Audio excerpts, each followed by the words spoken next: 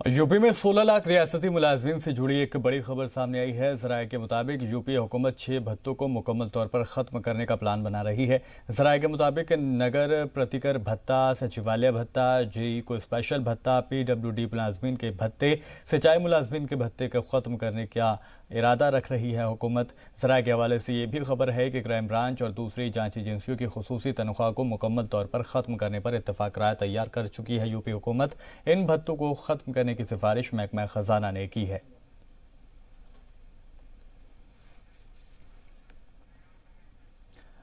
Corona बहरान में वज़ीर आला योगी ने ग्राम सेवकों को बड़ी राहत दी है। वज़ीर आला योगी ने एक क्लिक के जरिए 35,818 ग्राम सेवकों के खाते में 225.39 करोड़ की रकम ट्रांसफ़र की है। ये रकम नवंबर 2016 यानी 3 साल से बकाया थी, जिसकी वज़ीर आला योगी ने डीबीटी के जरिए अदायगी की है।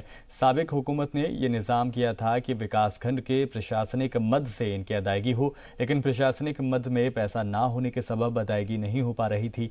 योगी हुकूमत ने इनकी परेशानियों पर ध्यान देते हुए डीबीटी के जरिए इस रोजगार सेवकों के बकाये की अदायगी की है। पहले इनके मानदेय की रकम 3,630 रुपये महीने थी, जिसे अब हुकूमत ने 6,000 रुपये महीना कर दिया है। आपको बता दें कि ये रोजगार सेवक मनरेगा के काम की मॉनिटरिंग करते हैं। यूपी में करीब 22 लाख लोगों को मनरेगा में काम दिया जा रहा है, जो कि पूरे मुल्क में सबसे ज्यादा तादाद है। पिछले 1 मार्च से लेकर अब तक 10 लाख से अधिक प्रवासी कामगार और श्रमिक वापस आया है, और मेरा अनुमान है कि अगले 10 दिन के दौरान 10 लाख से अधिक प्रवासी कामगार और श्रमिक वापस आएगा।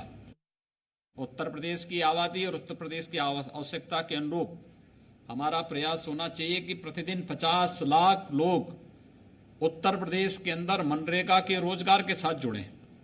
अगर 50 लाख लोगों को हम गांव-गांव में लोगों को रोजगार देना प्रारंभ कर देंगे, तो स्वाभाविक रूप से एक पैसा सर्कुलेशन में आएगा।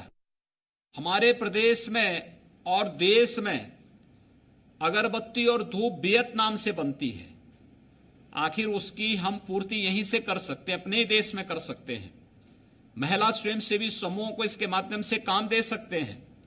छोटी सी ट्रेनिंग और छोटा सा उपकरण अगर हर महिला स्वयंसेवी समूह को हम दे देंगे, तो गांव-गांव में इत्र बनना प्रारंभ हो जाएगा। गांव-गांव में धूप और अगरबत्ती बननी प्रारंभ हो जाएगी। उसकी क्वालिटी भी होगी, लोगों को रोजगार भी मिलेगा और सस्ते में वह आपको हर एक जगह उपलब्ध भी हो जाएगा।